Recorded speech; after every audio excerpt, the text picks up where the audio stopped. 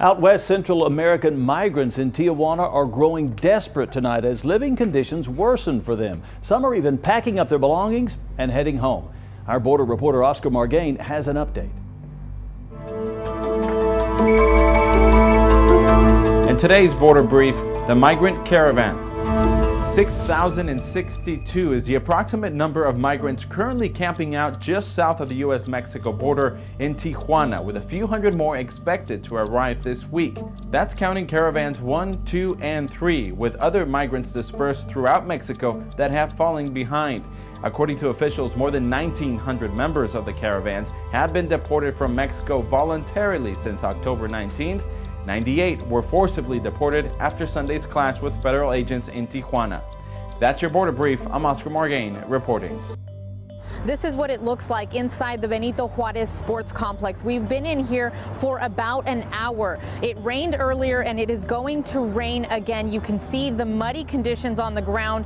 The tents go for as far as you can see. I want to show you what the migrants are using to go to the restroom. These are the porta-johns that they have set up, but you can see just to get to them, there is a large puddle of water. There are also showers available for the migrants, and people have been showering here, also flooded. Now, I've talked to several people asking them if this is all worth it, if bringing their children to this area is worth it. They tell me these conditions are much better than what they have at home. There are tents everywhere. This is out in the open, and they are hoping that second shelter with a roof will open soon.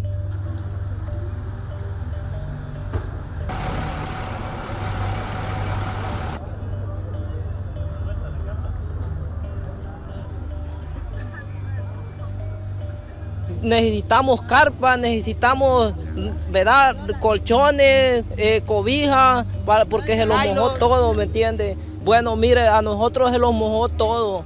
Se los mojó la ropita a los niños, se los mojó todo, los colchones, las cobijas, todos se los ha mojado. Days after trying to rush the U.S.-Mexico border, some Central American caravan migrants have chosen to return to their countries, while others are choosing to stay in Mexico to find work. Bueno, ahorita voy a una entrevista con Migración ya para solicitar el permiso de estar aquí y luego pues para tener un empleo. Porque ya un empleo ya me lo dieron, pero necesito estar con mis documentos en regla para poder trabajar y andar libre aquí en la ciudad. President Donald Trump said over the weekend that the migrants would have to wait in Mexico until their individual asylum claims were resolved in the United States. That would be a significant shift in asylum policy that could keep Central Americans in Mexico for more than a year. Este momento de incremento de solicitudes de asilo se debe principalmente a que la gente se ha dado cuenta de la dificultad de este viaje y además se ha dado cuenta también de la posibilidad que está ofreciendo México. México ha abierto su puerta, México está ofreciendo asilo, México está también ofreciendo trabajo. The migrants have traveled through Mexico in large caravans. There are more than 7,000 at the U.S. border in Tijuana and the city of Mexicali, with more than 800 others still moving toward the border. A former Border Patrol agent's nacho response to the warranted tear gas attacks, it's pure genius. Cillian Zeal for the Conservative Tribune reports that the outrage of the day involving the migrant caravan is the fact that the government used deterrent gas after a group of about 500 to 600 individuals from the migrant caravan tried to storm the U.S. border. As the Daily Caller noted, it was actually pepper-based gas, something that the Obama administration deployed in a similar incident back in 2013. Of course, nobody really talks about that in the media these days. Now, the former Border Patrol official was asked whether or not he thought that the use of the gas was warranted. His response, priceless. Listen to this. There was a small hole they were able to puncture through the border wall, and they hurled all sorts of rocks, etc., at the Border Patrol agents, and then they fired the tear gas. Is that warranted? Absolutely. And to clarify, the type of deterrent being used is OC pepper spray. It's literally water, pepper, with a small amount of alcohol for evaporation purposes. It's natural. You could actually put it on your nachos and eat it.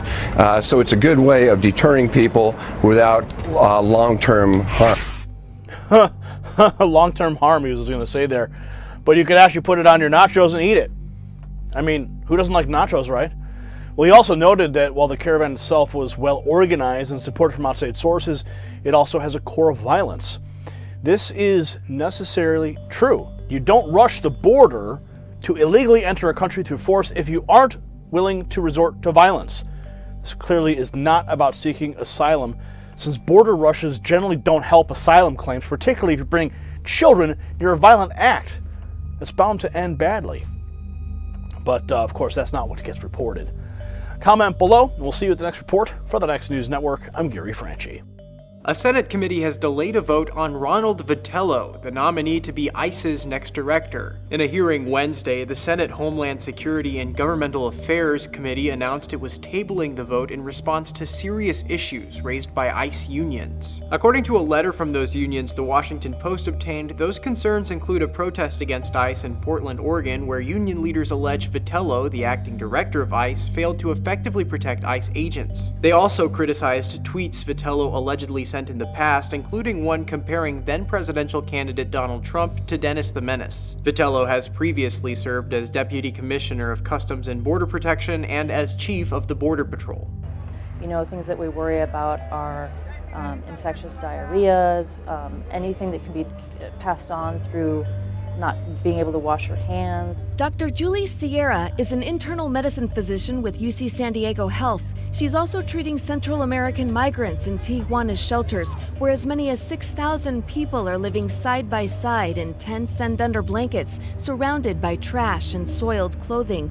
They share a handful of toilets and have little access to showers. Mostly what we see there is upper respiratory infections, gastroenterology problems like diarrhea, constipation, upset stomachs. We were seeing a lot of rashes. These people have been traveling together and staying in close quarters, so there's a lot of viral illnesses being passed around. I saw mostly women and children. Actually, most of the women I saw were pregnant, 6 to 8 months pregnant.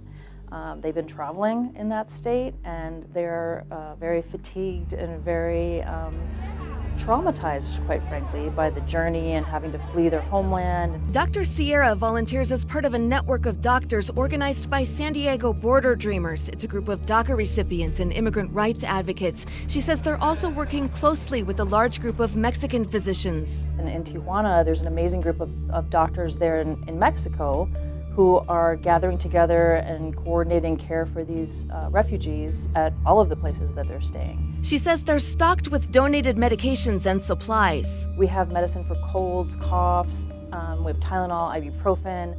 We even have antibiotics for people that need antibiotics. They have actually a really well-stocked pharmacy at one of the shelters, so if somebody needs something that we don't have, we can easily get it from a pharmacy. She says one of the next steps is vaccinations. So we did see a young man with the mumps, and then I know at one of the shelters they saw someone with chicken pox.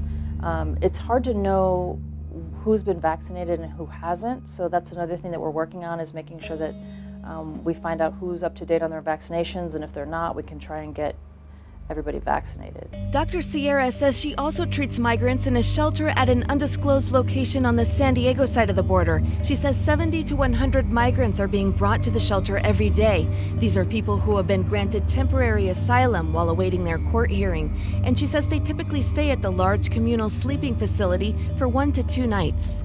They get food, clothing, a place to sleep. They get help with transportation, finding the address of where they're going, getting bus tickets, anything that they need. She says she's inspired to help the migrants because of her previous experience in volunteering in poor countries with the Peace Corps. She feels it's her duty. She's urging other medical professionals to do the same. We definitely need more help, especially physicians, nurses, medical students, residents, anybody who speaks Spanish. We definitely need more help on both sides of the border. Dr. Sierra plans to return to the Tijuana migrant shelters on Saturday. Susan Murphy, KPBS News. This weekend, a new president takes power in Mexico, and his views on immigration are very different than his predecessors. 10 News reporter Jeff Lasky reveals why there may be hope that solutions between our two countries can be found. I'm at USD, where experts on U.S.-Mexico relations from both sides of the border are gathering, talking about solutions to the border crisis. So much of what happens in Mexico doesn't stay in Mexico. David Shirk follows border issues closely for his job as a political science professor at the University of San Diego. He suggests San Diegans learn a little bit about Mexico's new president, Andrés Manuel López Obrador. He won a massive victory in the July 2018 elections. López Obrador will be Mexico's first leader from the left in decades.